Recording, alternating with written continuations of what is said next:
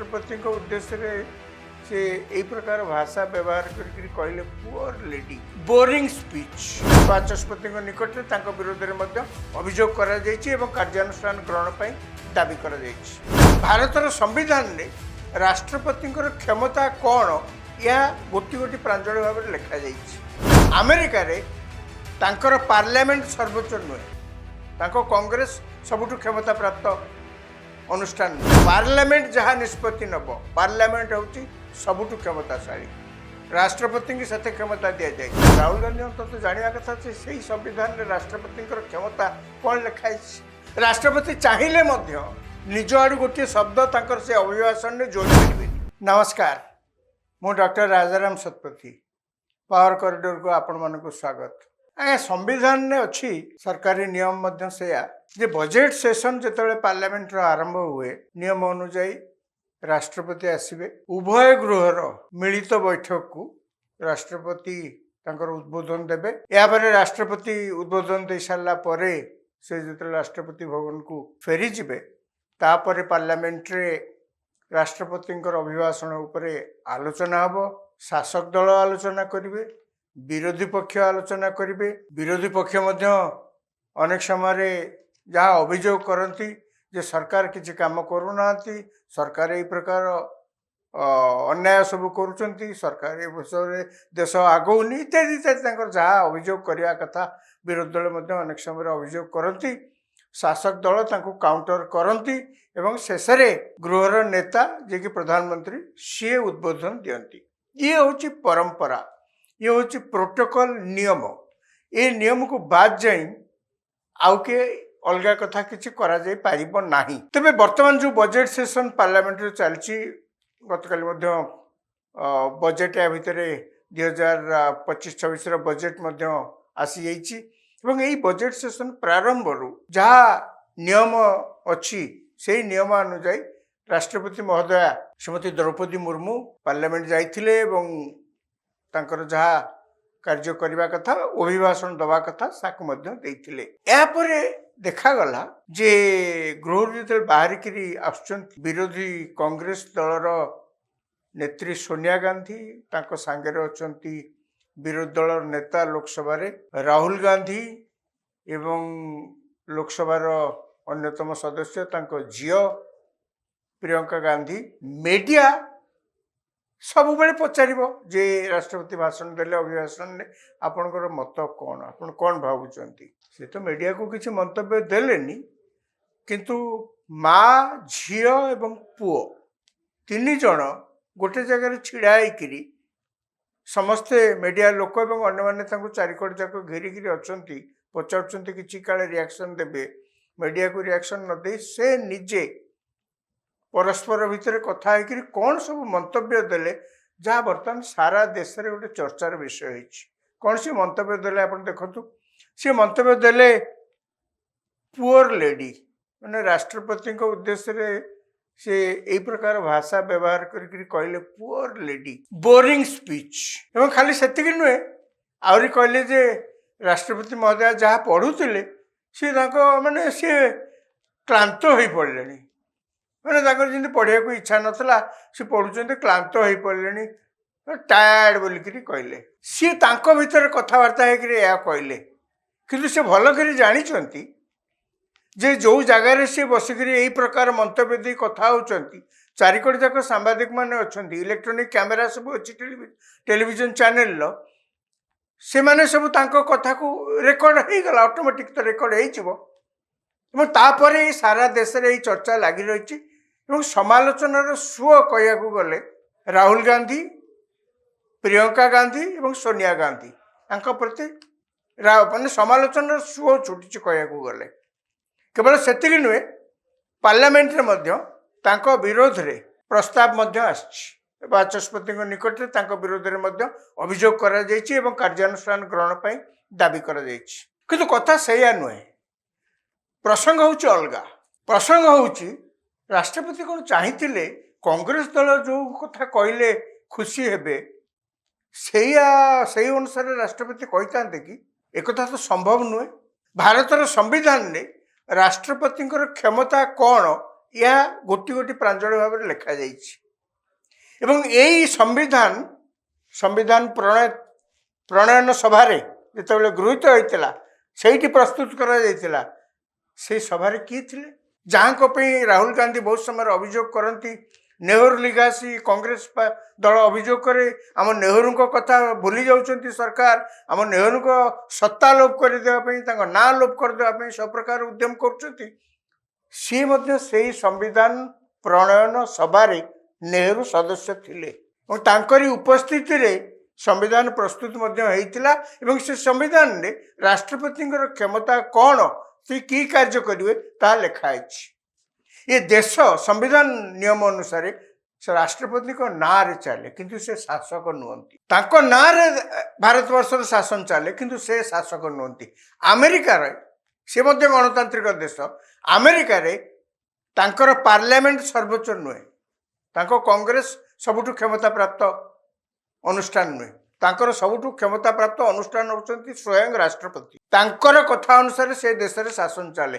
ଆମ ଦେଶରେ ପାର୍ଲାମେଣ୍ଟ ଯାହା ନିଷ୍ପତ୍ତି ନେବ ପାର୍ଲାମେଣ୍ଟ ହେଉଛି ସବୁଠୁ କ୍ଷମତାଶାଳୀ ରାଷ୍ଟ୍ରପତିଙ୍କୁ ସେତେ କ୍ଷମତା ଦିଆଯାଇନି ଯୋଉ ରାହୁଲ ଗାନ୍ଧୀ ପକେଟରେ ସବୁବେଳେ ସମ୍ବିଧାନ ପୁରେଇକିରି ଚାରିଆଡ଼େ ବୁଲୁଛନ୍ତି ଏବଂ ଦେଖାଉଛନ୍ତି ଯେ ସମ୍ବିଧାନର ଧଜିଆ ଉଡ଼ାଉଛନ୍ତି ସରକାର ସମ୍ବିଧାନକୁ ବେଖାତିର କରୁଛନ୍ତି ଇତ୍ୟାଦି ଇତ୍ୟାଦି ସମ୍ବିଧାନର ଯାହା ବ୍ୟବସ୍ଥା ଅଛି ତାକୁ ପଦାଘାତ କରୁଛନ୍ତି ଯେଉଁ ପ୍ରକାର ଅଭିଯୋଗ ସବୁ ସେ କରନ୍ତି ରାହୁଲ ଗାନ୍ଧୀ ଅନ୍ତତଃ ଜାଣିବା କଥା ଯେ ସେଇ ସମ୍ବିଧାନରେ ରାଷ୍ଟ୍ରପତିଙ୍କର କ୍ଷମତା କ'ଣ ଲେଖା ହେଇଛି ରାଷ୍ଟ୍ରପତି ଚାହିଁଲେ ମଧ୍ୟ ନିଜ ଆଡ଼ୁ ଗୋଟିଏ ଶବ୍ଦ ତାଙ୍କର ସେ ଅଭିଭାଷଣରେ ଯୋଡ଼ି ପାରିବେନି ସେ ଚାହିଁଲେ ମଧ୍ୟ ତା ଦେହରେ ଗୋଟେ ପାରା ଲେଖିପାରିବେନି ଅଧିକା ବା ଇଗ୍ନୋର ମଧ୍ୟ କରିପାରିବେନି କ'ଣ ନିୟମ ଅଛି ସେଇ ସମ୍ବିଧାନରେ ଯେ ରାଷ୍ଟ୍ରପତି ମନ୍ତ୍ରିମଣ୍ଡଳର ଏଡ୍ ଆଣ୍ଡ ଆଡଭାଇସରେ କାର୍ଯ୍ୟ କରିବାକୁ ହେବ ସେଇଥିଲାଗି ଅନେକ ସମୟରେ ଆମେମାନେ ଦେଖିଛୁ ଆପଣମାନେ ମଧ୍ୟ ସମସ୍ତେ ଦେଖିଥିବେ ଯେଉଁମାନେ ଭାରତର ସମ୍ବିଧାନ ଉପରେ ଗବେଷଣା କରନ୍ତି ସେମାନେ ଭାରତର ରାଷ୍ଟ୍ରପତିଙ୍କୁ ରବର ଷ୍ଟାମ୍ପ ରାଷ୍ଟ୍ରପତି ଭାବରେ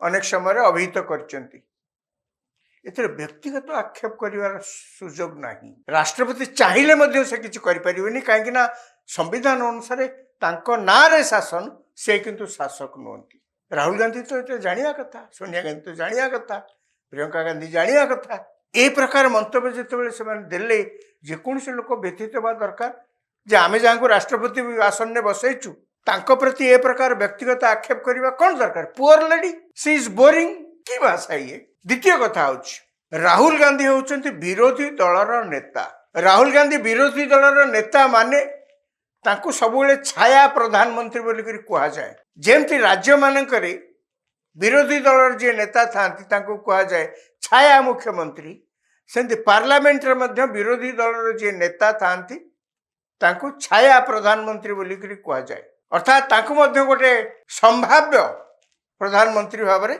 ଗ୍ରହଣ କରାଯାଏ କିନ୍ତୁ ପ୍ରଧାନମନ୍ତ୍ରୀ ହେବା ପାଇଁ ତ କେତେ ଗୁଡ଼ାକ ଗୁଣ ବି ଦରକାର ନା କ'ଣ ସେ ଗୁଣ ଆପଣ ତ ଦେଶବାସୀଙ୍କ ମନରେ କୌଣସି ବ୍ୟକ୍ତିଙ୍କ ଉପରେ ସେତିକି ବିଶ୍ୱାସ ନଥିଲେ ତାଙ୍କୁ ତ ସେ କେବେ ଗ୍ରହଣ କରିବେନି ନା ରାହୁଲ ଗାନ୍ଧୀଙ୍କର ଏଇଟା ଗୋଟେ ବଡ଼ ଡେଫିସିଟ୍ ଯେତେବେଳେ ମନମୋହନ ସିଂ ଥିଲେ ପ୍ରଧାନମନ୍ତ୍ରୀ ସିଏ ପୁରା ବ୍ଲାଙ୍କ ଚେକ୍ ରାହୁଲ ଗାନ୍ଧୀଙ୍କୁ ଦେଇଥିଲେ କ'ଣ ନା ଆପଣ ଯେତେବେଳେ ଯେଉଁ ମନ୍ତ୍ରିମଣ୍ଡଳର ମୁଖ୍ୟ ହେବାକୁ ଚାହିଁବେ ମନ୍ତ୍ରିମଣ୍ଡଳ ସମ୍ଭାଳିବା ପାଇଁ ଚାହିଁବେ ତୁରନ୍ତ ମୋତେ ଖାଲି କହିଲେ ମୁଁ ନୋଟିଫିକେସନ୍ ବାହାର କରିବି ଆଜି ଆପଣଙ୍କର ଇଚ୍ଛା ହେବ ଧର ପ୍ରତିରକ୍ଷା ମନ୍ତ୍ରଣାଳୟର ମନ୍ତ୍ରୀ ହେବା ପାଇଁ ସାଙ୍ଗେ ସାଙ୍ଗେ କରାଯିବ ଫାଇନାନ୍ସ ମିନିଷ୍ଟର ହେବେ ଆପଣ ଫାଇନାନ୍ସ ମିନିଷ୍ଟର ହେବେ ସାଙ୍ଗେ ସାଙ୍ଗେ କରାଯିବ ସେଇଥିଲାଗି କହିଲି ଯେ ମନମୋହନ ସିଂ ରାହୁଲ ଗାନ୍ଧୀଙ୍କୁ ବ୍ଲାଙ୍କ ଚେକ୍ ଦେଇଥିଲେ କିନ୍ତୁ ରାହୁଲ ଗାନ୍ଧୀ କେବେ ହେଲେନି ମନମୋହନ ସିଂଙ୍କର କ'ଣ ଉଦ୍ଦେଶ୍ୟ ଥିଲା ଯେ ରାହୁଲ ଗାନ୍ଧୀ ଅନ୍ତତଃ ମନ୍ତ୍ରୀ ହେଇ ନିଜର ପାରଦର୍ଶିତା ଦେଖେଇଲେ ସମସ୍ତଙ୍କର ତ ପୁଣି ତାଙ୍କ ପ୍ରତି ଗୋଟେ ବିଶ୍ୱାସ ଜନ୍ମିବ ହଁ ଇଏ ଜଣେ ଭଲ ନେତା ଇଏ ଠିକ୍ କାମ କରିପାରିବେ କାହିଁ ନାହିଁ ତ ଖାଲି ସେତିକି ନୁହେଁ ରାହୁଲ ଗାନ୍ଧୀ ଆଜି ପର୍ଯ୍ୟନ୍ତ ଯୋଉଠି ସଭା ଦେଉଛନ୍ତି ନମ୍ରତାର ସହିତ କହିବାକୁ ପଡ଼ିବ ତା ଦେହରେ କ'ଣ କିଛି ମାନେ ଓଜନଦାର କଥା କିଛି କ'ଣ ଅଛି ଆପଣ ଗାଳି ଦେବାକୁ ଚାହିଁଲେ ଅନେକ କଥା କହିପାରିବେ ଯାହା ମନକୁ ଆସିବ ଆପଣ ଗାଳି ଦେବେ ଦେଶରେ ବେକାରୀ ବଢ଼ିଯାଉଛି ଦେଶରେ ସବୁ ସର୍ବନାଶ ହେଇଗଲା ଇତ୍ୟାଦି ଯେମିତି ରାହୁଲ ଗାନ୍ଧୀ ଏଇ ବଜେଟ୍ ସେସନରେ ବିରୋଧୀ ଦଳର ନେତା ହିସାବରେ ସେ ଭାଷଣ ଦେଇଛନ୍ତି ସେ କ'ଣ କହୁଛନ୍ତି ସେ ତାଙ୍କର ଆରମ୍ଭ କଲେ ନେହେରୁଙ୍କ ଲିଗାସି ଏ ସରକାର ସବୁ ପୋଛି ଦେଉଛି କ'ଣ ନେହେରୁଙ୍କ ସମୟରେ ଯାହା ଯାହା ହେଇଥିଲା ତାକୁ ଜଣେ ଚାହିଁଲେ ବି କ'ଣ ଲିଭେଇ ଦେଇପାରିବ? ଏଇଟା କ'ଣ ଗୋଟେ ସମ୍ଭବପର କଥା? ସେ କିନ୍ତୁ କହିଲେ। ଖାଲି ସେତିକି ନୁହେଁ, ସେ କହିଲେ ଯେ ଏ ଯେଉଁ ହାଲୁଆ ସବୁ ବଜେଟ୍ ପ୍ରସ୍ତୁତ ବେଳେ ଯେଉଁମାନେ ଏମ୍ପ୍ଲୟିଜ୍ ଥାଆନ୍ତି ସେଠି ମଧ୍ୟ ଗୋଟେ ହାଲୁଆ ପ୍ରସ୍ତୁତ ହୁଏ, ସମସ୍ତଙ୍କୁ ହାଲୁଆ ଦିଆଯାଏ। ସେ କହିଲେ କ'ଣ କାହାକୁ ହାଲୁଆ ଦେଲା ଆମେ ତ କିଛି ଜାଣିନୁ, ଫଟୋ ତ କିଛି ବାହାରିନି। ଇଏ କି କଥା ଆଜ୍ଞା? ଖାଲି ସେତିକି ନୁହେଁ, ସେ ଆହୁରି କ'ଣ କହିଲେ, ରାହୁଲ ଗାନ୍ଧୀ ଗୋଟେ ସବୁବେଳେ କହନ୍ତି ଗୋଟେ କାଷ୍ଟ ସେନ୍ସସ୍, ଗୋଟେ ଜାତି ଭିତ୍ତିକ ଗଣନା ଯଦି ଦେଶରେ ହୁଏ କୁଆଡ଼େ ସେଇ ଅନୁସାରେ ସବୁ ତାଙ୍କ ପ୍ରତି ସୁବିଚାର କରାଯିବ ଏବଂ ତାଙ୍କର ଉନ୍ନତି ପାଇଁ ସେଇ ଅନୁସାରେ ବଜେଟ୍ରେ ପ୍ରାବଧାନ ରହିବ, ବ୍ୟବସ୍ଥା ରହିବ। ଆଜ୍ଞା କାଷ୍ଟ ସେନ୍ସସ୍ କରିବା ପାଇଁ ମଧ୍ୟ ଅନେକ ଲୋକ ତାକୁ ବିରୋଧ ବି କରୁଛନ୍ତି, ଅନେକ ସପୋର୍ଟ କରୁଛନ୍ତି, କିଏ ମନା କରୁନି। ଅନେକ ଲୋକ ବିରୋଧ କରୁଛନ୍ତି। କ'ଣ ବିରୋଧ କରୁଛନ୍ତି ନା ଆମେ କୁଆଡ଼େ କୁଆଡ଼େ ଗଲେଣି, ଏକବିଂଶ ଶତାବ୍ଦୀ ଆଡ଼କୁ ଗଲେଣି। କେବଳ ଆମେ ବର୍ତ୍ତମାନ ଦେଖୁଛେ ଦୁଇଟି ଜାତି ଏବଂ ସେଇ ଜାତି ଆଧାରରେ ଯାହା କିଛି କରାଯିବ। ଏ ଦୁଇଟି ଜାତି କ'ଣ? ଏ ଦୁଇଟି ଜାତି ହେଉଛି ଧନୀ ଏବଂ ଗରିବ। ଯିଏ ଗରିବ ଅଛନ୍ତି ତାଙ୍କର ଆର୍ଥିକ ଉନ୍ନତି କେମିତି ହେବ କେବଳ ତାରି ଉପରେ ଜୋର ଦିଆଯିବା କଥା।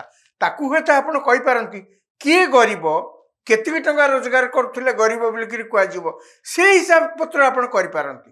କିନ୍ତୁ ଅନ୍ୟ କୌଣସି ପ୍ରକାର ଲୋକଙ୍କୁ ବଣ୍ଟାବଟି କରିକିରି ଆପଣ ଏ ଜାତିର ସିଏ ସେ ଜାତିର ଆପଣ ଯେତେ ତାକୁ ବାଣ୍ଟିବେ ଏବଂ ଯେତେ ତାକୁ ଡିଭିଜନ୍ କରି ଯିବେ ସିଏ ସରିବନି। ସତରେ ସତ କଥା କହିଲେ ଦେ ଆମ ଦେଶରେ ଏଇଖିନା ଯଦି ଜାତି ଆଧାରରେ ଲୋକଙ୍କୁ ବାଣ୍ଟିବା, ଇଏ ଏ ଜାତି ସିଏ ସେ ଜାତି ସିଏ ସେ ଜାତି, ଆଜ୍ଞା ସରିବ? ସେ ଖାତା ଲମ୍ବା ହେବ, ଏଡ଼େ ବଡ଼ ଯେ ସମ୍ଭାଳି ହେବନି। ତେଣୁ ସେଇଥିଲାଗି ଦୁଇଟି ଜାତି ସାରା ବିଶ୍ୱରେ ମଧ୍ୟ ସେଇ ପ୍ୟାଟର୍ନ ପ୍ରାୟ କହିବାକୁ ଗଲେ ଧନୀ ଗରିବ।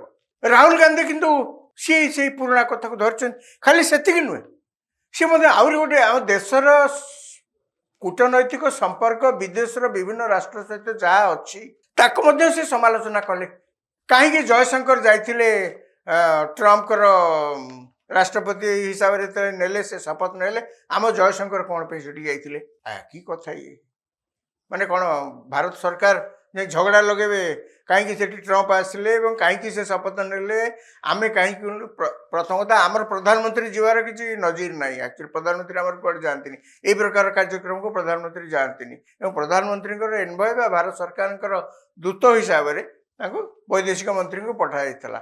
ଖାଲି ସେତିକି ନୁହେଁ, ବୈଦେଶିକ ମନ୍ତ୍ରୀ ଯାଇଥିଲେ ଯେହେତୁ ଅଳ୍ପ କିଛି ଦିନ ପରେ, ଅଳ୍ପ କିଛି ଦିନ କ'ଣ 2-3 ଦିନ ଆଗରୁ ସେ ଯେଉଁ ଯାଇଥିଲେ ତାର ଉନ୍ନତି ହେଉଥିଲା ଯେ ବାଇଡେନ୍ ଶାସନ ଯେହେତୁ ସରିଯାଉଛି, ତାଙ୍କର ଯେଉଁମାନେ ସବୁ ବିଭିନ୍ନ କର୍ମକର୍ତ୍ତା ଥିଲେ ଗୁରୁତ୍ୱପୂର୍ଣ୍ଣ ପଦବୀରେ ଥିଲେ ତାଙ୍କ ସହିତ ମଧ୍ୟ ଦେଖା କରିବା। କାହିଁକିନା ଇଏ ତ କୂଟନୈତିକ ସମ୍ପର୍କ, ୟାକୁ ହିଁ କୁହାଯାଏ। ଯେହେତୁ ଆପଣ ସରକାରରୁ ଚାଲି ଯାଉଛନ୍ତି, ଏହାର ଅର୍ଥ ନୁହେଁ ଯେ ଆଉ ଗୋଟେ ଦେଶ ଆପଣଙ୍କୁ ସାଙ୍ଗେ ସାଙ୍ଗେ ଖାତାରୁ ନାଁ କାଟିଦେବ। ନା ଏମିତି ହୁଏନି ଆଜ୍ଞା। କୂଟନୈତିକ ସମ୍ପର୍କକୁ ମଧ୍ୟ ବୁଝିବା ଦରକାର। ଗୋଟିଏ କଥା ଅବଶ୍ୟ ରାହୁଲ ଗାନ୍ଧୀ କହିଲେ ଯେଉଁଟା ଯେକୌଣସି ଲୋକଙ୍କ ମନକୁ ପାଇବ, ଯେ ଆଜିକା ଦିନରେ ଯଦି ଯୁଦ୍ଧ ହୁଏ ଅନେକ ଚୀନରେ ତିଆରି ସାମଗ୍ରୀ ଆମର ପ୍ରତିରକ୍ଷାରେ ବ୍ୟବହାର ହେବ। ସେ ବନ୍ଧୁକ ହଉ, ଟ୍ୟାଙ୍କ ହଉ, ଯାହା ହଉ ହବ, ଭଲ କଥା। କିନ୍ତୁ କରିବେ କ'ଣ? ସରକାର କ'ଣ ମନା କରିଥିଲେ ମଟର ତିଆରି କରିବା ପାଇଁ? ସରକାର କ'ଣ ପ୍ରୋତ୍ସାହନ ଦେଇନଥିଲେ? ଆମର ଯେତିକି ଚୁନା ସେଇ ଅନୁସାରେ ପିଠା। ଆମର ତ ଆଉ ଆମେରିକା ଭଳିଆ କି ଇଂଲଣ୍ଡ ଭଳିଆ ଏତେ ଧନ ସମ୍ପତ୍ତି ନାହିଁ ଯେ ଆମର ବଜେଟ୍ ପୁରା ଟ୍ରିଲିୟନରେ ହେବ। ତେଣୁ ଆମ ଭାରତବର୍ଷର ଯେତିକି ସମ୍ବଳ ଅଛି, ଯେତିକି ଆର୍ଥିକ ସମ୍ବଳ ଅଛି, ସେଇ ଅନୁସାରେ ବଜେଟ୍ ତିଆରି ହେଉଛି।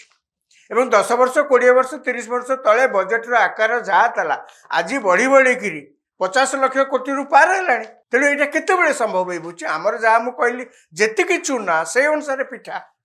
ଆମେ ଆମେରିକା ସହିତ ତୁଳନା କରିବା, ଆମେରିକା ହେଲେ ତ ଭଲ କଥା, କିଏ ମନା କରୁଛି? ନା ଆମେ କ'ଣ ଆମେରିକା ହେଇପାରିବା? ଚୀନ ଆଜିକା ଦିନରେ କେବଳ ଭାରତରେ ଯାହା କହୁଛନ୍ତି ଯେ ଯେକୌଣସି ଜିନିଷ ମାର୍କେଟକୁ ଗଲେ ଆମେ ଦେଖୁଛେ ଚୀନରେ ତିଆରି, ସେଇ କଥାକୁ ତ ବନ୍ଦ କରିବା ପାଇଁ ନରେନ୍ଦ୍ର ମୋଦି ପ୍ରଧାନମନ୍ତ୍ରୀ ନିଜେ କ୍ଷମତାକୁ ଆସୁ ଆସୁ ମେକ୍ ଇନ୍ ଇଣ୍ଡିଆ ଯାବତୀୟ କଟକଣା ଯେମିତି ଚୀନରୁ ଜିନିଷ ସାମଗ୍ରୀ ନ ଆସିବ ସବୁ ପ୍ରକାର କରୁଛନ୍ତି। ଭୋକାଲ ଫର୍ ଲୋକାଲ ଇତ୍ୟାଦି ନାନା ପ୍ରକାର କରିଛନ୍ତି, ବ୍ୟବସ୍ଥା କରିଛନ୍ତି। କିନ୍ତୁ ରାତାରାତି ତ ତାର ସୁଫଳ ମିଳେନି ନା।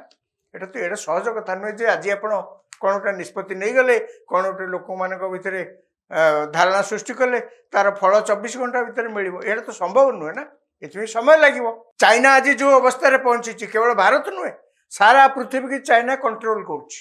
ସେଇ ପରିସ୍ଥିତି କି ବଦଳେଇବା ପାଇଁ, ଭାରତର ସେଇ ପରିସ୍ଥିତିକୁ ମଧ୍ୟ ବଦଳେଇବା ପାଇଁ ସମୟ ଲାଗିବ।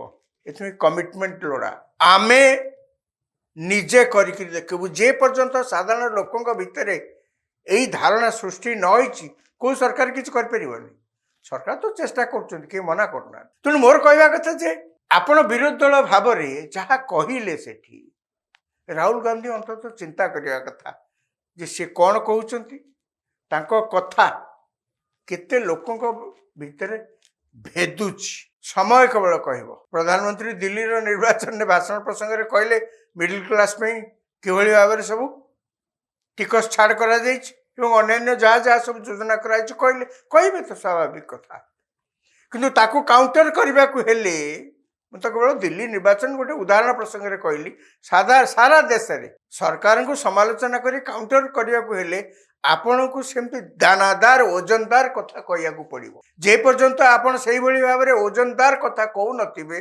लोकों को टच करवा कष्ट हो पड़ो समस्ते पावर कॉरिडोर रे यही कथा ही आलोचना कर समस्ते चाहते विरोधी दल नेता आउरी सक्षम हूँ आउरी ओजनदार कथा कहतु आउरी सरकार को समालोचना करते समालोचना तो गणतांत्रिक व्यवस्था गोटे अंश राहुल गांधी ये कथा को बुझिले भल तांकर इच्छा नमस्कार।